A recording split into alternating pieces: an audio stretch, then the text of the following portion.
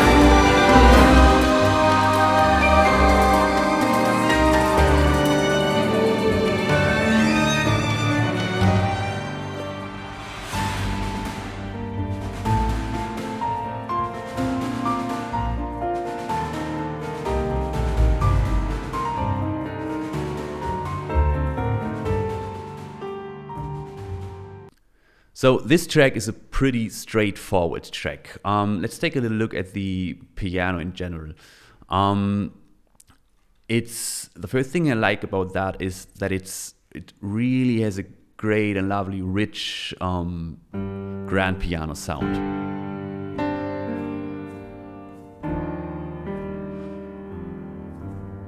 But obviously, I already have a lot of piano libraries in my collection, but still, it's a great addition because you can do a lot of interesting stuff. So, for example, you can work with these layers to create very, very interesting sounds, to combine it with these synthetic elements and stuff.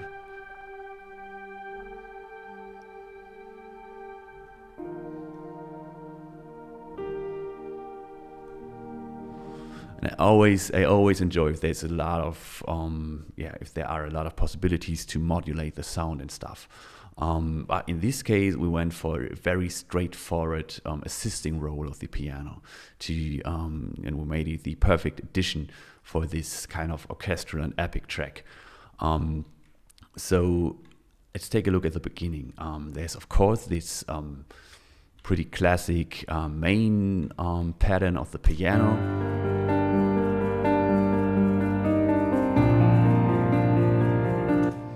But in addition, we also have this more synthetic sounding piano I created with Revelation. And you notice this volume automation, that's something I do a lot. I want the sound to fade in and snap away again to create a very specific feeling or like a feel of a movement. So to make the track move a little bit more. So if we combine these three, you'll notice that.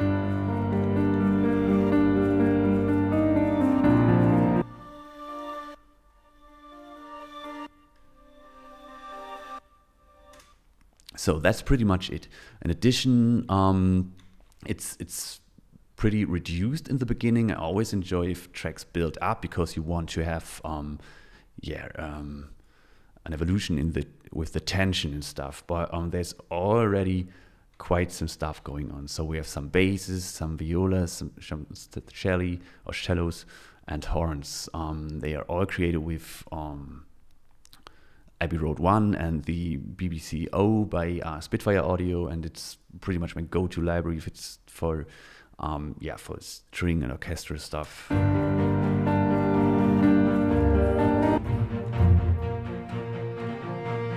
And some horns.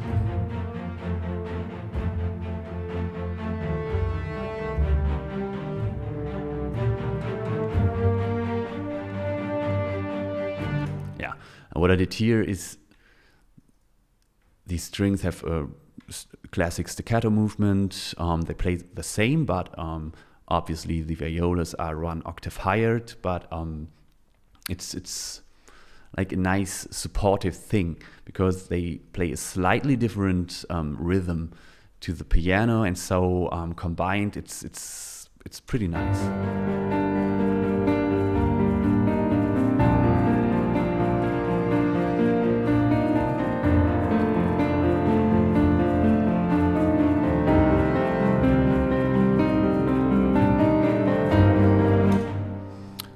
We also have some, of course, percussion elements created with Damage 2.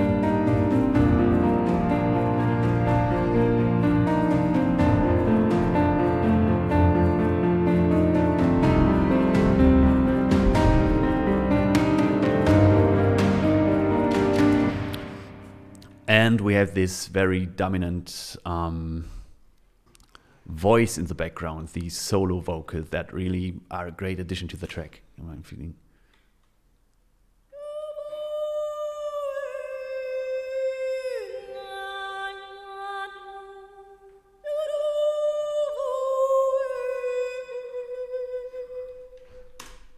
So, and then the orchestra joins in. So especially these over here. So we have some high violins, some violas, a lead violin, and one track that's only tremolos. So it doesn't sound good if you play it solo.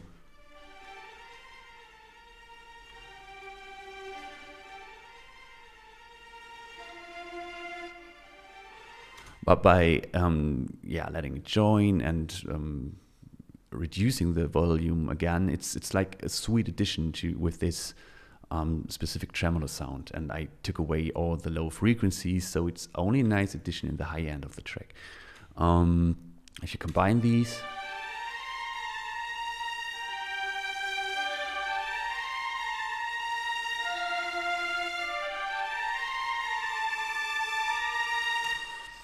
it's a pretty thin sound, but that's okay. I wouldn't have mixed these strings that way if I wanted to listen to them in solo.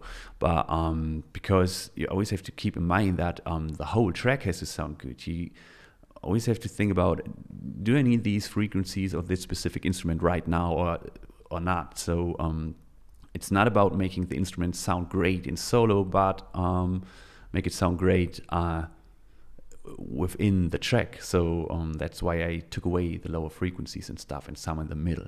Also, a lot of modulation is going on to determine how hard the strings are played. So that's pretty much it.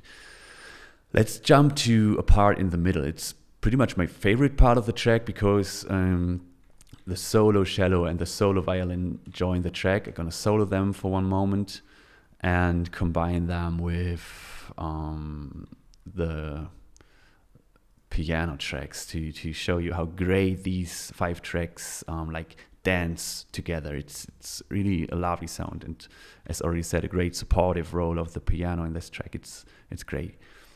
One short thing here, you can see the general volume automation. This is the intensity modulation of the dynamics, and over here, that's a track for the vibrato of the solo violin.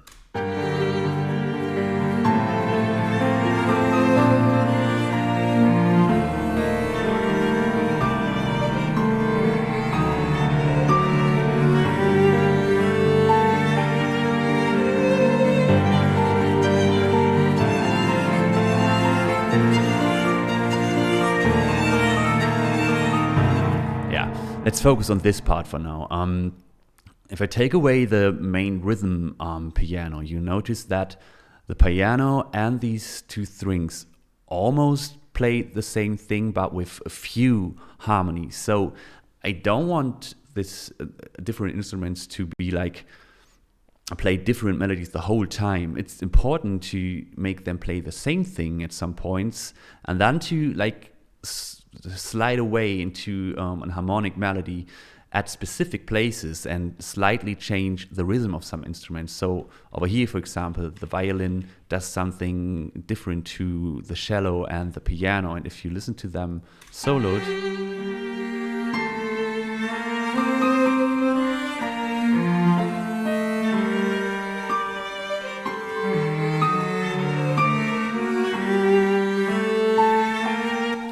and the piano, so in general instruments with a very short attack time, are great to support a melody, because at this place, for example, you notice that the piano does this extra step with this sus4 thing you do in the chord, and it creates something special because the strings with a lot of sustain are still playing, but still something is happening. You noticed in the track.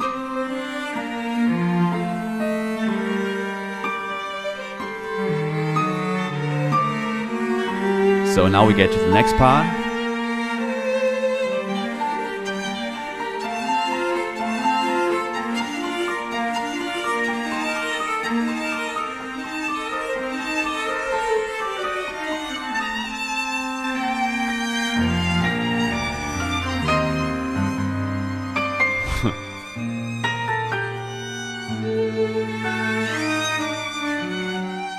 So he joins the lower piano. It's great because at that place I also let some brass join, but yeah, let's take a look at this fast part, because in this slowdown part there's not that much more happening. We have the drums,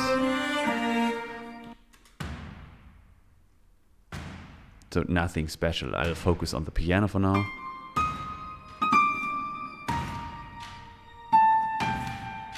We have this little guitar instrument that plays at one point.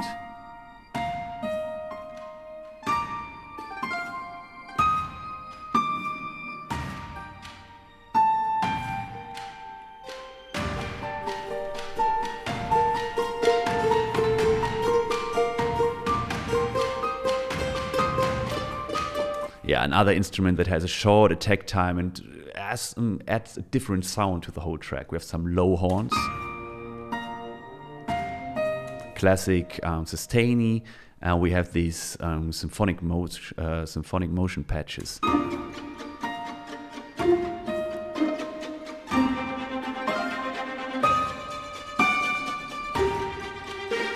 Sounds weird if played solo, but it supports the track, especially this transition from the lower octave to the higher one. And yeah, we have the strings play a little bit, like for example the tremolo things join in and fade away again.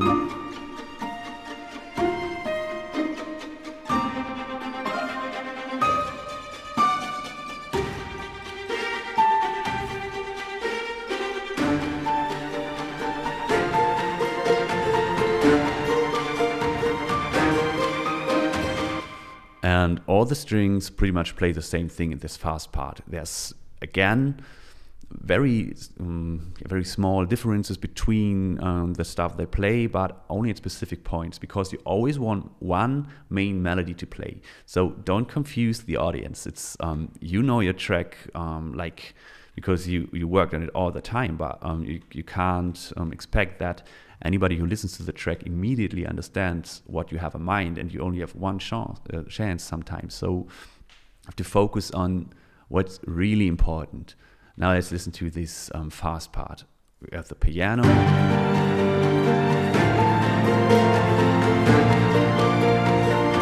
And of course the core and these beautiful solo vocals again.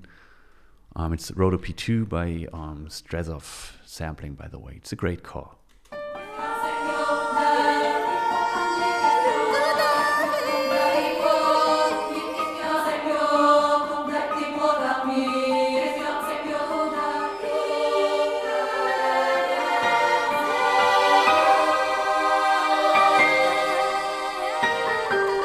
Here's another example for the melody guiding.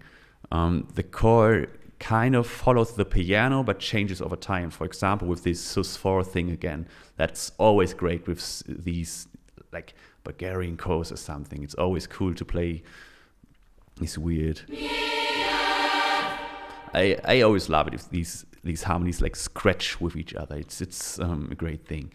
But yeah, it's only supportive. So these shorter, like staccato-like notes of the chord, they don't sound great solo, but it doesn't matter because in the whole thing, it sounds great.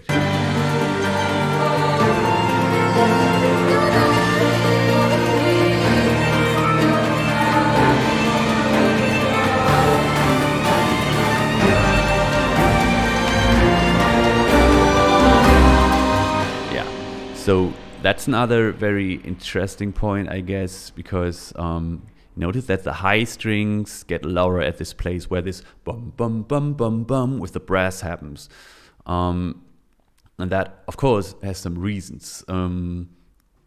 Because I wanted to create a little change. So there's this specific part of the orchestra or this brass stuff that joins the track, and I wanted to highlight that and then fade away again because the violin and the cello take the lead role again, but then fade away to create some space for the piano itself. So if you listen to that, how the brass joins.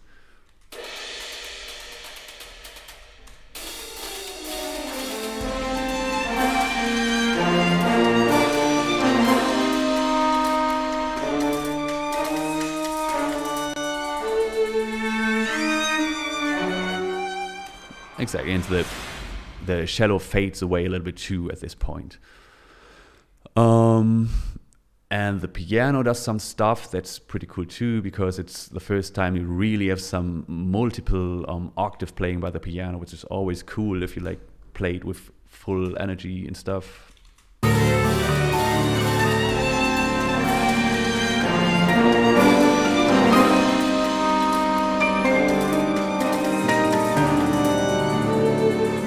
And the first time you got the lower piano with a melody besides the main sustain thing.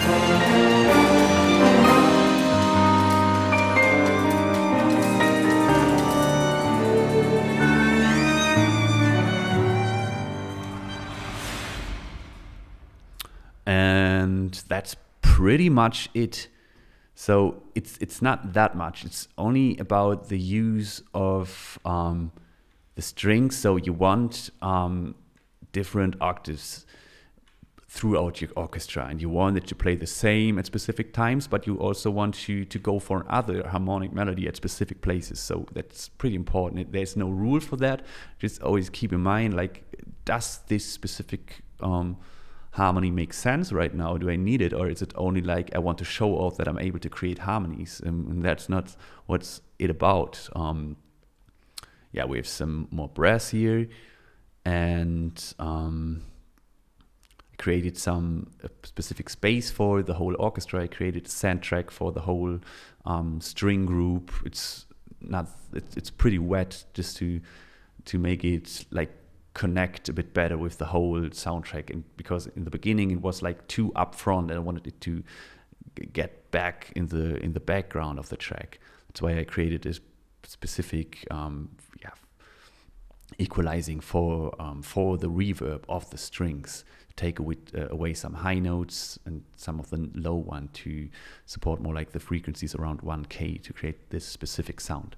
Let's take a quick look at the ending of the track. That's only the basses, some percussion, and a lot of different piano sounds. So that's pretty cool, because that showcases pretty much how many sounds this piano plugin can create. I like this plucky sound, for example, but there's also with a very sharp attack, almost like a music box or something. It's great. So let's combine these.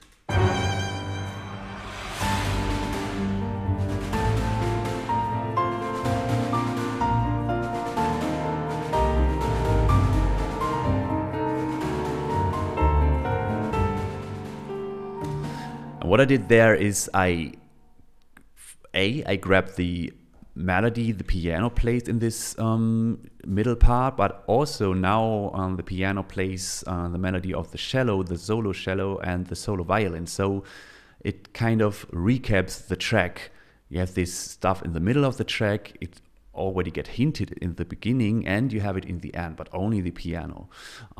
It's always pretty great to reuse this theme, but create another feeling by another use of an instrument and slightly changing the melody. It's like producing for games or something. If you have a leitmotif that's connected to a character, but the character changes throughout the game, and you want this motif you connected to him to change too, because that way you really can change the whole impact of specific moments in the game. So for example, if something bad happens to him and you use a different instrument only at this specific place, and you used like only the piano in the first 5 hours of the game, and then you change it or change one note, the player will notice, because he already connected this melody and this specific instrument with the character. And so you can support like changes in the game and stuff, or you can transfer the tune more and more to minor from major to support stuff. But yeah, that's a different topic. We wanted to talk about this track, and yeah, I really had fun working with this tool. I can't wait to dig deeper into it, because right now I focus on creating this specific supporting epic piano sound, and I totally go for like a hybrid track that's more connected with maybe some 8-bit synthes or something, who knows. Thank you for watching, and have a great day.